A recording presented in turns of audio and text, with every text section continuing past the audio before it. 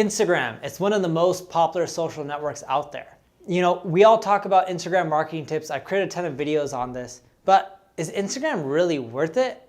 Is it gonna drive you business? Is it gonna drive you revenue? Is it even worth you spending time on Instagram? Hey everyone, I'm Neil Patel, and today I'm gonna break down if Instagram marketing is really worth it.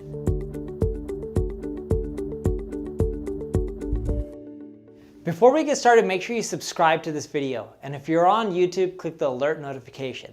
That way when I go live, you'll get notified. How many of you guys are on Instagram? Let me know your user handle so that way I can check your profile out and hey, I may even follow you.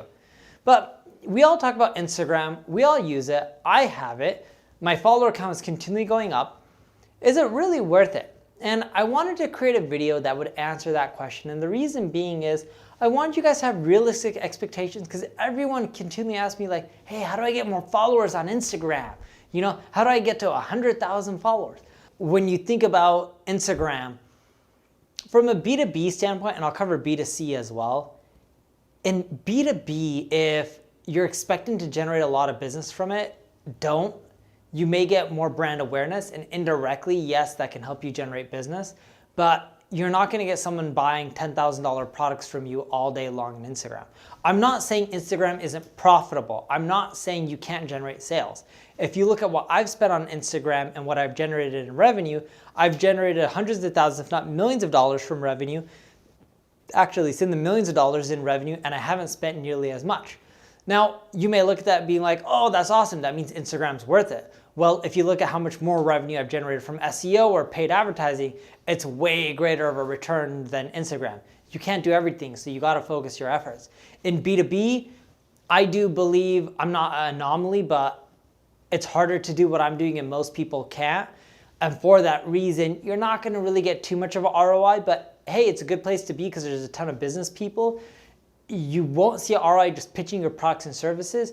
You will see a better ROI if you just create content that other successful B2B people that want to follow, they'll get to know you and eventually some of those indirectly may turn into customers. On the B2C side, you know, I know a lot of people who pay the Kardashians money and other people like that for advertising. Here's the thing.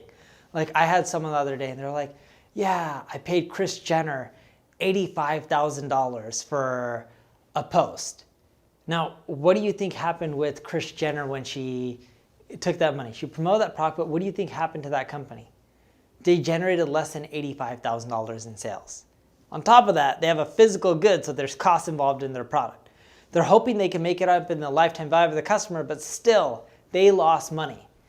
With influencers and Instagram, if you want to pay micro influencers, that works well as long as the pricing's right. You can go to places online, there's a lot of communities like the influence.co's where you can find them and you can find all these people who are influencers and potentially get some of them to pay you, or technically more so you pay them and they can promote your product or service.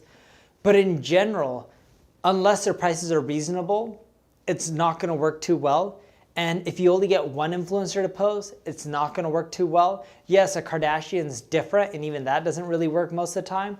You need a lot of micro influencers at once and create that big splash for it to work. And if you don't time it right and just spread it out over a period of like 6 months, it's not as impactful versus if everyone in a 2 or 3 day period within your space started talking about you. It's just like, you know, when Facebook gets a ton of press for breaching privacy or users' passwords or whatever issues or government regulations, I don't know what press issues they're running into, and I'm not saying they are doing wrong things or right things, it's just whatever press they're in. When everyone talks about them at once in the news, they're more likely to be the trending topic. That's the same thing that happens with influencers. So if you're in the B2C space, paying influencers works if you get a lot of micro influencers, they talk about you at once. If you're in the B2B space, indirectly, yeah, you may be able to make money. If you're in the B2C space, you can also consider creating your own profile. Yes, it helps a little bit when it comes to making money, but if your profile is not popular and you're not leveraging some of the other Instagram tips, and I have a lot of videos on that, so I'm not going to regurgitate those tips on how to make your profile popular, you won't do well. But if you do make your profile popular by using those micro influencers, you're using all the stuff that I'm talking about from stories, posting frequency, micro content, all that kind of stuff. Sure, yeah, from B2C it can help. But Instagram, for most people, it's not as effective as, let's say, Facebook or LinkedIn or YouTube. And the biggest reason is it's hard to link people from Instagram and get them to buy. Yeah, you can do things like swipe up, you can add links in your bio, but unless you're willing to spend the money on the paid ads, it's hard to get people, based on Instagram's restriction, to just have your post linking out to your latest product or service. And that's why it's really hard to generate an ROI from Instagram. Now, does this mean I'm gonna stop using Instagram? No, I already mentioned I make decent money from Instagram. But also another reason I use it isn't for the reason you may be thinking. I really use Instagram so I can see what my family's up to.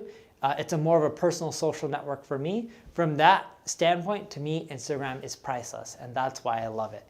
If you need help with your social media marketing, check out my ad agency, Neil Patel Digital. If you enjoyed this video, like it, share it, tell other people about it. Thank you very much.